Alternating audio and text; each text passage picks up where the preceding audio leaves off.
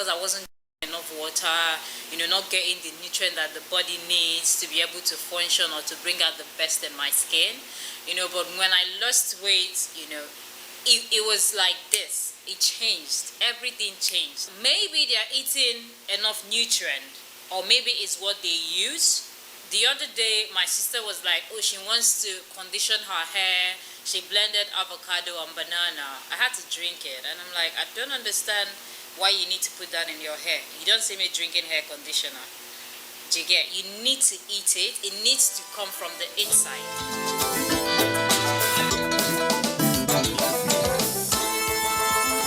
I think it's because it wasn't in our culture. I can't remember growing up and hearing diets. Apart from when you're doing food and nutrition in school, it wasn't like a norm for us.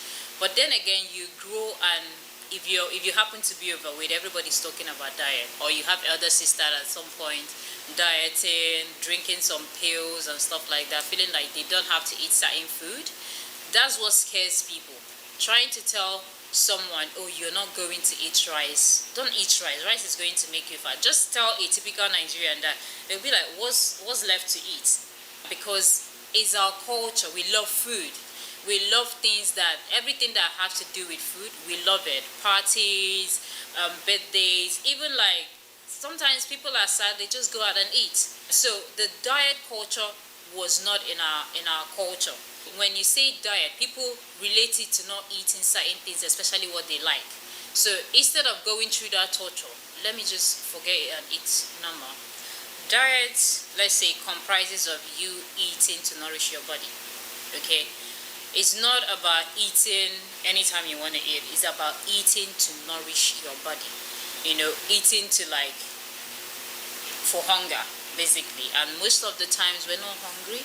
We're just thirsty for water and we feel like, oh, I'm hungry. But then again, I feel like diet shouldn't make me feel like I'm gonna die. I shouldn't be in so much pain because I'm dieting. It should be like a sustainable thing. This is where we get it wrong. We want it so fast. We want results so fast. If it's not fast, you don't want to do it. And the social media is not helping because, they give you like before and after picture, 2 weeks, boom, like how did it happen? You start questioning yourself. What am I doing wrong? Am I eating the wrong food? And then you go into starving yourself. It shouldn't be that way. Any eating pattern that causes you pain, you shouldn't be doing it. Any eating pattern that has time to it, like, oh, maybe after 3 months you stop it, you shouldn't be doing that. Healthy, sustainable eating should be something that you can live with. You wake up, you do it over and over again. Our problem is that we're not moving. A lot of people don't move. Like, there's cars everywhere. You hardly see people ride bicycles. Like, if they see you walking, they kind of associate you with, oh, you're poor, you can't afford to like drive. If we honestly have to incorporate this in our daily activities, a lot of people won't be going through dieting to be able to lose weight.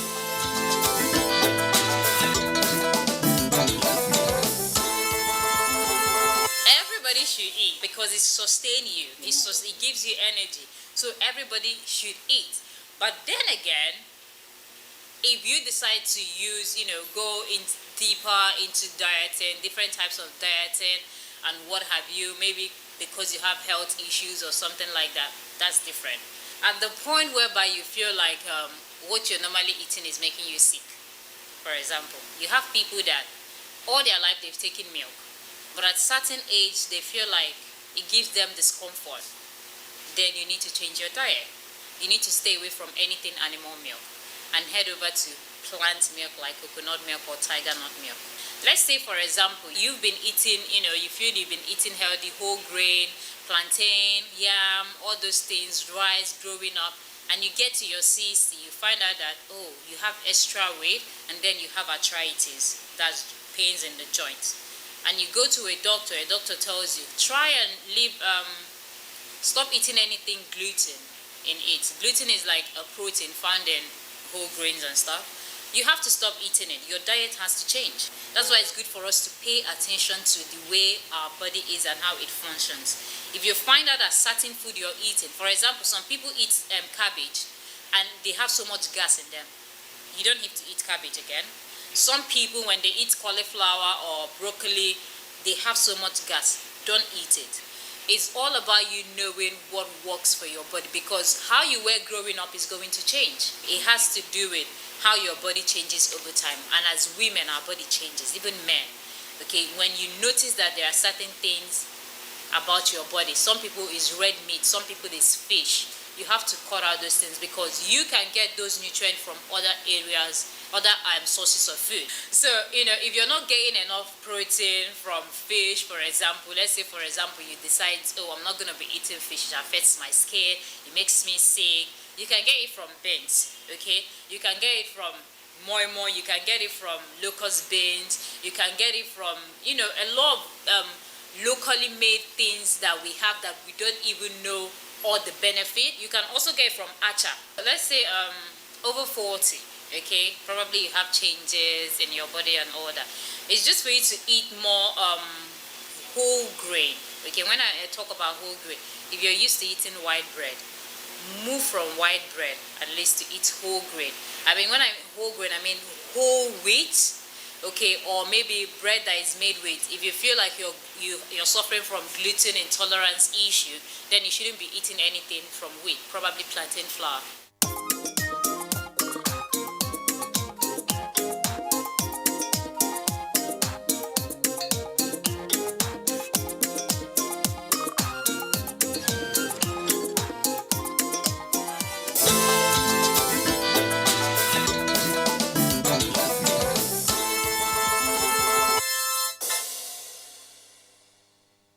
You know, sometimes in addition to what a trained expert may share with you, it's also important to do some research so that we tell you it's not just happening here. All over the world, in different countries, different cities, people are taking the giant step to live healthy, to have a productive life, and to ensure that they improve their life's quality. What about you? It may be time to take that step. You can choose to restrict yourself to small amounts of food or a special kind of food to shed weight or for medical reasons. When it becomes habitual, it can be called a diet.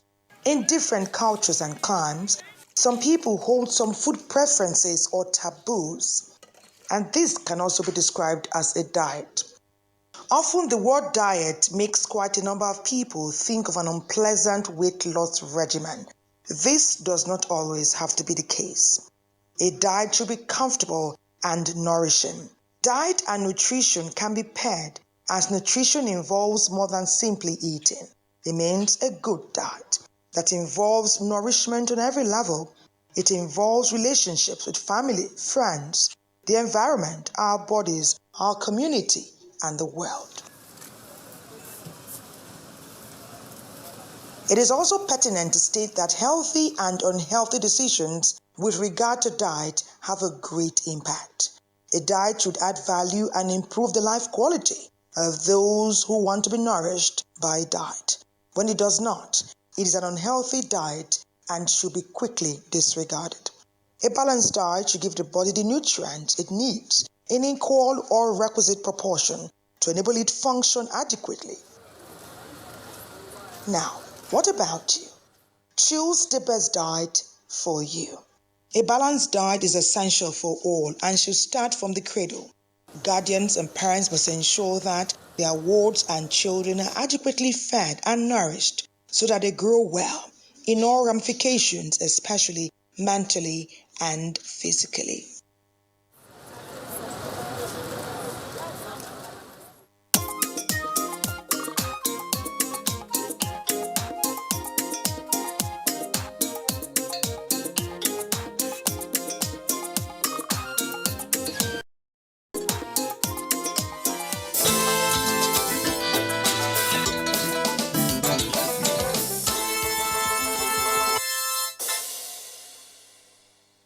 It makes you more flexible. It improves your life's quality. Some do it on a daily basis. It's some kind of exercise. Young can do it, adults can do it, middle-aged people can do it, even the elderly do it. You need never stop. And we also hear it impacts your brain quality, communication, and general organization. Well, it's yoga. Many came out to do it. We captured it. I'm sure you can take a thing or two from the yoga message.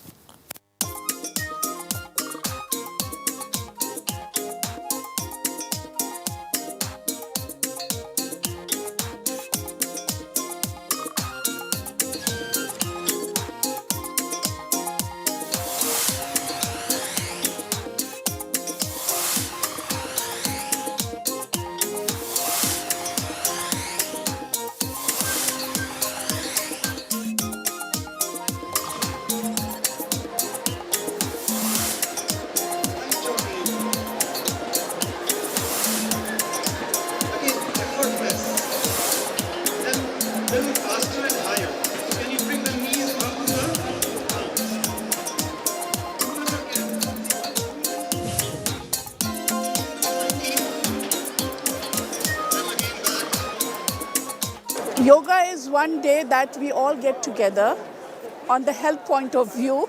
You know, many people nowadays they become a health conscious, and yoga is one platform that brings everybody together. I've been noticing that people from Nigeria have been going out for health issues and getting treatment outside. But this one platform makes them aware, and with yoga, you know, a lot of health issues can be cured. And today when I see the turnout, I mean, I'm so happy, very, very happy for. And we get to know so many things, you know. And today when I did the exercise, you know, I'm not very yoga heavy, but you know, today when I did the exercise, I felt so light.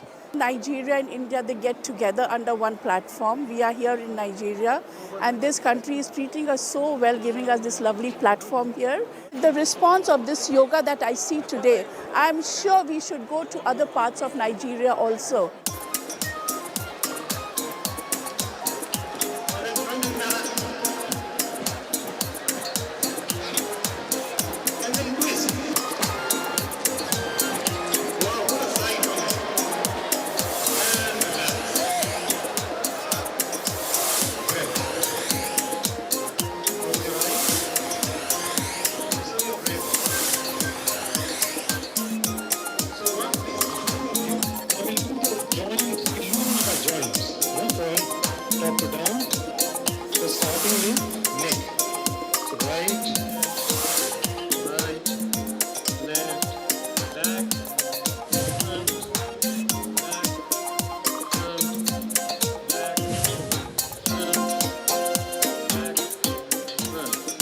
Touching the chest and very slowly gentle.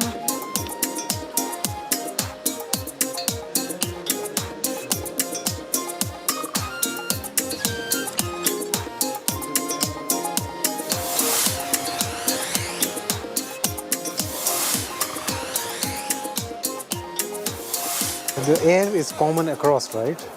You cannot say this is Nigeria air or this is India air. It's oxygen that you breathe in, isn't it? So same way, yoga is just a technique which helps you settle down, calm you down, and unite this mind-body complex. So how can it have any ethical or any other problems with it, right? Some people may say, oh, is it a religion? But did you see, is there anything like a religion today? No. You know, and I also say, some people, if you eat Chinese food, do you become Chinese? No, right? So you take the best from everywhere. You learn certain things from America, you have certain things to learn from Nigeria, you learn certain things from India, and yoga is something which has been given to the world by India.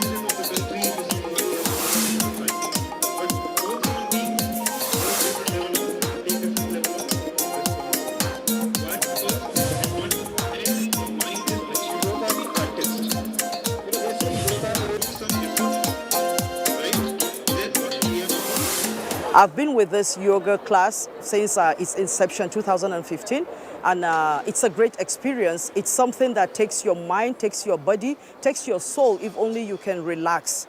And the teaching of it is basically the issue of taking away stress from one person to make you feel lighter. And if you practice yoga, it takes away that weight. And if you practice yoga, it takes away that weight that is inside of you. When we sit and allow the flow, you know, like taking in your breath, bringing it out, it gives you that lightness. And what do we really need in life? We need good health to live long. And it's good health that gives us our wealth. Initially, when I thought it was like a spiritual thing, but this time I understand it talks about the mental, it talks about our physical, and it takes our consciousness off. So yoga is the thing to do.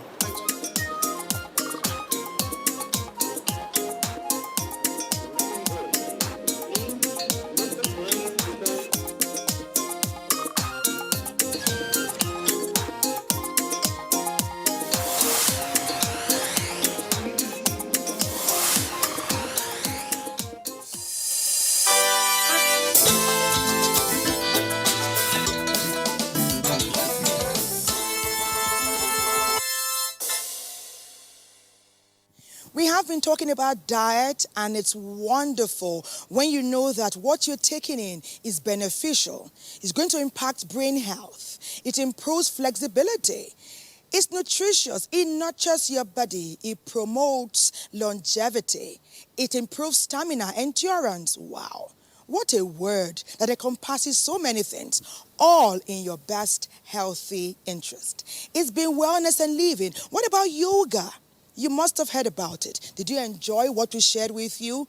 Next time, we invite you to come along with us and let's do some yoga workout together. Thank you so much, as always, for keeping our company on wellness and living. Let's do it again very soon. Do spend time with us on our social media handle, Wellness and Living at Nigerian Television Authority. Thelma Obaza is my name. I'll see you again very soon.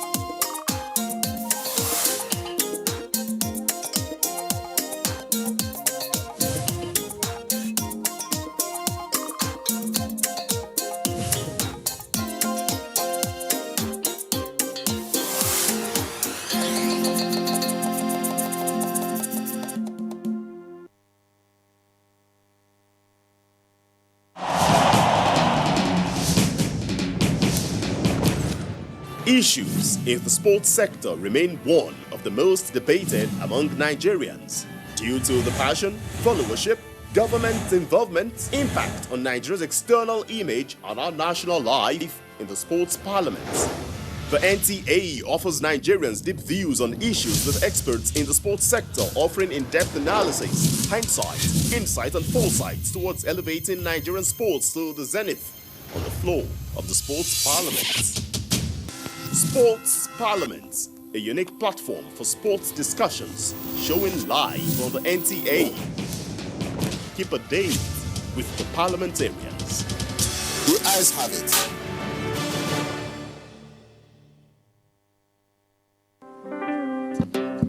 Denim is one of the dominant parts of urban lifestyle.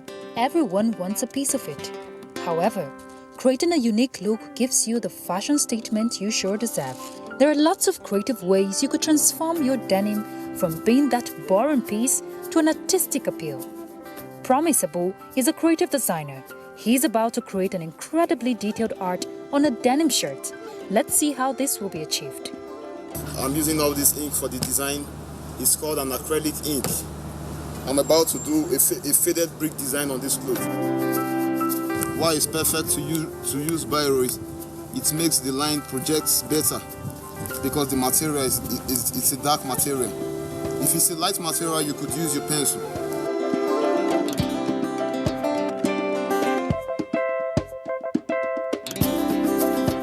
He continues to create the vertical and horizontal lines that will form the patterns of the brick design.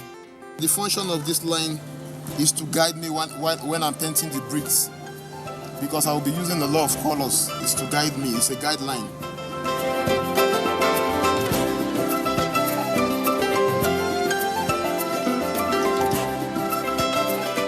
Now the painting commences, and this will take a longer time.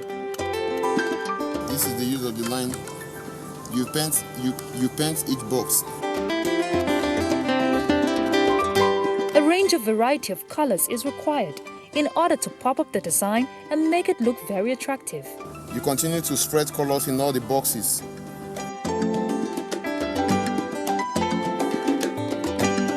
These are yellow acrylic yellow.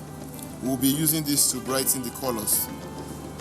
Like I said earlier on, women love bright colors.